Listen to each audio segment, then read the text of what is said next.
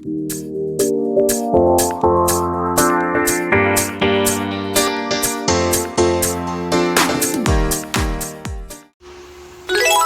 morning.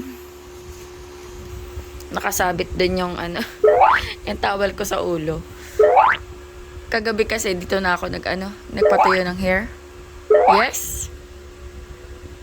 Good morning. 8:30 na, hindi pa tayo bumaba. Good morning. Nakapag-upload na ako ng video. Good morning. Say hi. Hi. Hi, hi. Hi. Do you want pancake? No. What do you want for breakfast? No. What do you want for breakfast? No. I don't know. Is mommy pretty? No. Cuddle time. Cuddle time. Sinusulat ko na yung mga ganitong moment kasi ang bilis lumaki ng mga bata eh. No. Diba? Di mo mamalayan. Sobrang, alam mo yun, hindi na to magpapahag paglaki dito. Baka iba nakahag nito. No. Di ba baby, no? No. Sulitin ang bawat moment. No. Sky, I want pancake. No. Can you cook pancake yourself? No. Why? I want to sleep more. Yeah. You can cook? Easy. Okay. Easy. Okay. You go down first and then cook pancake for mommy. I will stay here and then wait for the pancake to cook. Okay? You go down first and cook the breakfast. Cook our... No.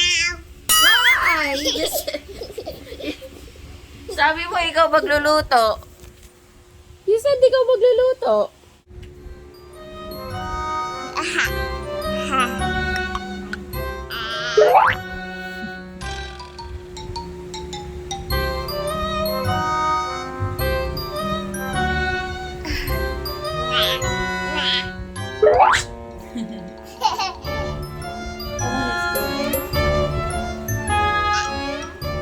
Oh no, wala pala tayong butter, Sky. Nag-aawat yung mama yung kagabi, hindi pa ako nakapag-grocery.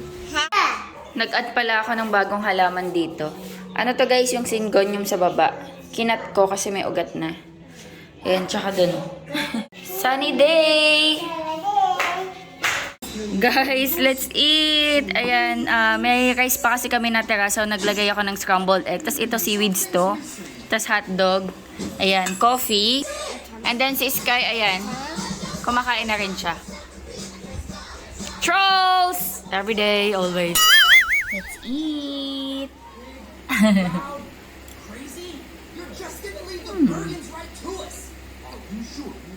Ang sarap talaga ng seaweed sa rice. Tapos may egg, may mayonnaise. Kulang na nga yung mayonnaise ko. Sinimot ko na lang. Kailangan ko na talaga mag-grocery. Pero sasabay ko na lang siya sa Thursday. May dentist appointment. Ang tagal ko na hindi nagpapa-adjust ng brace. Very good! Siya na lang yung kusang umihi. Sabi ko kasi sa kanya, hindi na kita lalagyan ng diaper. Pag baby ka, punta ka na lang ng CR. Nakita ko yung nahanap ko ng tito pala. Did you wiwi? Yes? High five! Very good. Ano binili mo? Ayun, tinapay. Uy, masarap to gardenia. Ito na lang lagi bibilin mo. Mas masarap pa siya kaysa dun sa new bake. Nagulat ako na natutuwa kasi si Sky, medyo late nga din talaga siya sa potty training kasi ayaw niya talaga pag inuupo ko siya sa toilet bowl kasi gusto ko na nga tumigil sa diaper dahil syempre magastos din yung diaper, di ba? Inuupo siya sa toilet bowl. Ayaw niya talaga hanggang sa napabili ako kay daddy ng yung potty training na para sa mga bata. Tapos yun, tapos today, Sabi ko sa kanya, hindi na kita susuotan ng diaper ha. Kapag gusto mo mag-baby, pumunta ka na lang ng CR. Tapos kanina, hinahanap ko. Kung nasa kaya akala ko pumasok dito sa storage. Yung pala, nasa CR umiihi. And umihi talaga siya, nakakatuwa. Ngayon, hayaan ko na lang siya. Simula ngayon, ang plano nga kasi kanina, talagang tututukan ko siya. Every 1 hour, iuupo ko siya doon para umihi. Hindi ko na siya nilagyan ng diaper. Pero sa gabi lalagyan ko pa din kasi para hindi naman mag-interrupt yung tulog niya. Tsaka minsan, di ba, pag bata ka, hindi mo malayan, umiihi ka na sa gabi. So, sa gabi lalagyan ko siya ng diaper. Pero simula today, hindi ko na talaga siya dadiaperan sa umaga. Unless, aalis kami. Lalabas kami kasi hassle yun eh. Kung iihi siya, lalagyan ko na siya pag aalis. Pero pag nandito sa bahay, ayun, hindi ko siya lalagyan ng diaper. Nagulat talaga ako kanina, nakakatubo. Medyo late kasi talaga yung kay Sky, yung pati training niya. Kasi hanggang ngayon nagda-diaper siya. Na siya eh, more than 3 years old. Pero I've heard yung ibang mga bata din talaga, hindi nagiging complete yung toilet training nila until 4, 5, ganyan. May mga ibang bata din na advance. Parang 2 years old pa lang, okay na. Si Sky 3 years old, more than 3 years old, parang yan nag-i-start na siya. So iba-iba din talaga yung development ng mga bata. Natuwa lang ako. Sky, I'm so proud of you. I'm so proud. Very good ang baby. Baby. Yeah, what did you do? You pee-pee? Wee-wee? Now. Ay? Did you wee-wee? Very good. Pumasok na naman sa CR si Sky. Yeah, you're so good talaga. I'm so proud. I'm so proud of you. Wiwi talaga siya kasi nag-yellow yung tubig. Ayoko na ipakita syempre. Or siguro okay lang naman, no?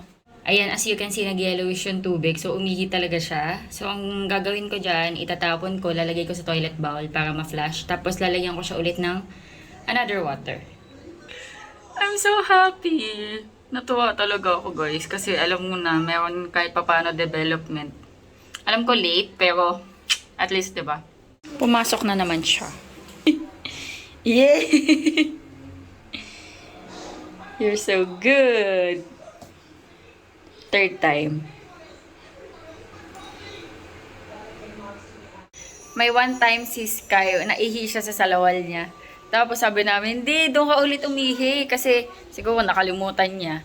Tapos pinaihi namin, umihi ulit siya. Sana hindi na umihi ulit sa shorts niya. Ayan, gano'n naman talaga. Ina-expect ko na din yun na kahit paano magkakamali siya. Ayan, nag-ayos-ayos na din ako. And naglagay lang ako ng pimple patch, yung Cosar X dito kasi nga, ang laki ng pimple ko dito guys. Ayun, nakita nyo ba? Namumula. Nilagyan ko na yan para hindi na siya ma-infect. Nag-prune ako guys ng ng calamansi para mamulaklak siya. Ayun nilagay ko doon. Kasi nanood ako, nagtataka ko bakit yung calamansi hindi pa nagbubunga. So may dalawa daw way. Yung isa is parang hindi mo siya didiligan. Tapos hanggang matuyo siya. Tapos yung defense mechanism daw ng calamansi, mamumulaklak siya. Pero yung iba hindi yung sinusuportahan kasi nagiging malnourished daw yung calamansi. Yung iba naman is yung pangalawang option is heavy pruning. So, ang ginawa ko, nag-prune ako. Kasi daw pag nag-prune ka, masisense yun ng calamansi. Tapos, ang defense mechanism din ng calamansi, mag-produce siya ng bulaklak. Tapos, yan, kasi magkakaroon ng mga damage. Tapos, magkakaroon ng air, papasok. Yan. Ay, no, kasi. Nandito si Sky. Baka matusok kami calamansi. So, sabi, kapag nakapag-prune ka, mag-expect ng 10 to 15 days. Let's see kung magkakaroon siya ng pagbabago. Ayan, nilagay ko doon, Tapos, ito yung mga maliliit. Inano ko din sila. Nagtanggal ako pa konti-konti. Tapos, hiniwa-hiwaan ko. Kasi yung iba, sabi naman, isusugatan. Para may makapasok daw na air. Basta yun, hindi ako expert. Basta yun yung pinakinggan ko lang. So, hopefully, magkakaroon ng changes. Kasi sayang yung calamansi ko pag hindi namunga, Ang laki pa naman. Let's go!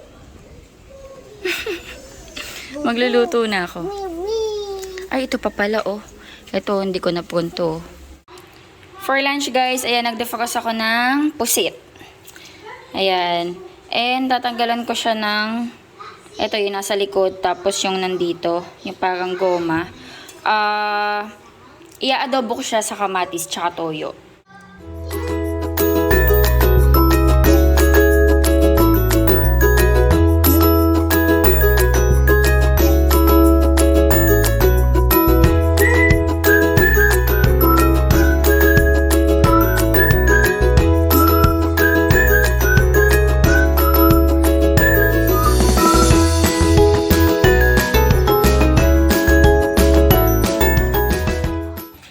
Ayan, luto na tayo guys. Maghihiwa ako ng bawang, sibuyas, kamatis, and konting luya siguro.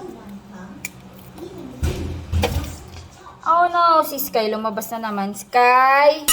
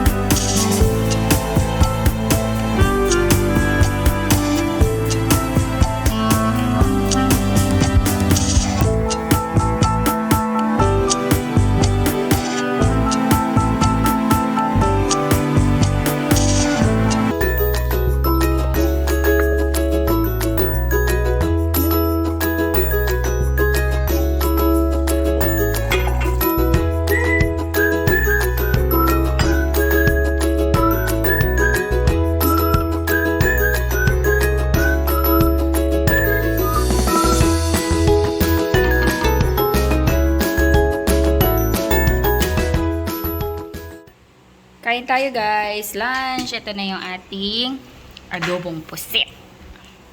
Uy, may ano ba oh? May egg sa loob. Mataba. Kain. Yan ba yun? Yeah. Itlog ba yan? Yes, good. Itlog ba to? Egg. Kamusta? Masarap? Tumigas ba yung squid? Hinango ko yan eh. Kasi, hindi naman. Kasi pag na-overcook yung squid, umaano diba? Squid. Is ka kumain na. Pinakain ko na siya. Squiddy. You want squid? Ay, napabahin ako. Ay, may mga egg nga sa loob. Ayun o. Maliliit ata. Ano, makain eh. Makain na siya. Kanina sinubuan ko na yun na madami.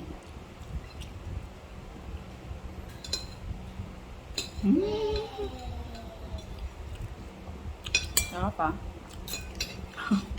Lagi na lang masarap.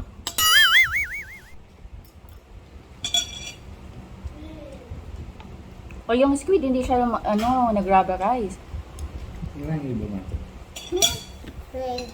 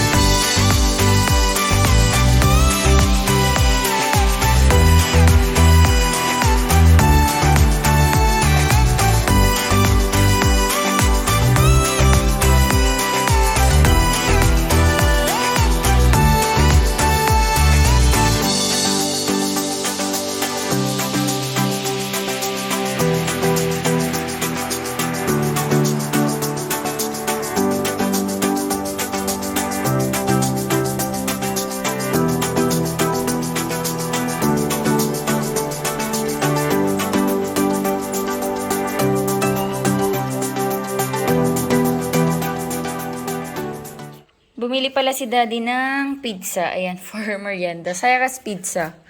Ayan. Mura lang to, yung Cyrus Pizza, guys. Okay lang din, pang merienda.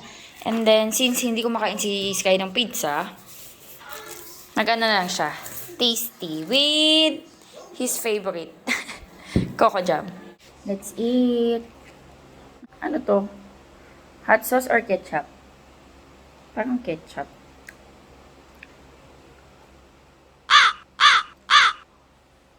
Hot sauce.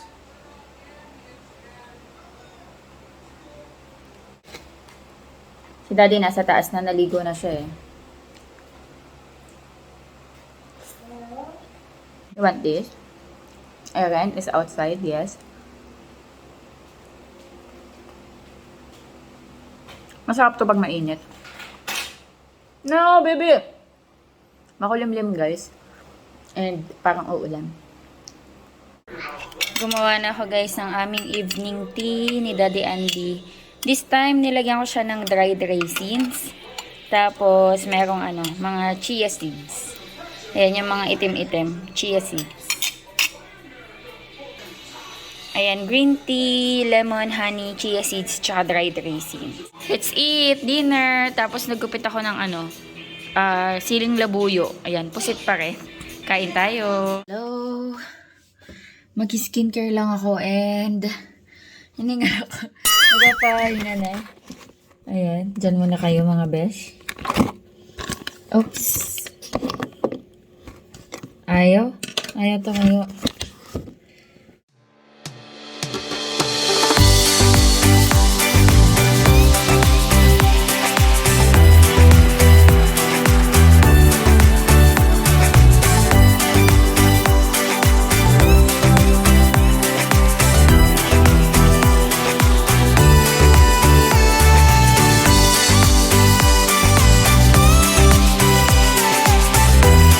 Siguro bukas or sa isang araw to yun na to. Ayan. Pwede ko siya actually lagyan ng betadine. Siguro last night ko siya lalagyan ng CosRX kasi kahapon nilagyan ko. Ano siya guys, yung pimple niya, yung type ng pimple niya, alam niyo nasa loob, hindi yung may nana sa labas. Ito yung parang cystic acne sa loob. Ayan, kaya ang hirap niya mag-dry. Parang 2 nights ko na siya nilalagyan ng CosRX, hindi pa siya totally tuyo. Tomorrow, sa gabi, lalagyan ko na siya ng betadine para mas mabilis na. So, ayan guys, mag-end na ako ng vlog. Hopefully, nag-enjoy guys sa vlog natin kahit simple lang. Please like and share po this video and pa-subscribe po sana sa aming channel. Thank you for watching. Bye-bye. Silipin ko kung tulog na sila. Ay, hindi pa pala. Aba! Hanggang dito ba naman? Trolls ka pa din? Hanggang dito trolls pa din? Inaantok na yung Bio. Naghihikab na. Daddy, say bye. Bye. Please say bye. Bye. Bye. Bye. Bye. Drink milk. Drink milk. Bye. Bye. Bye.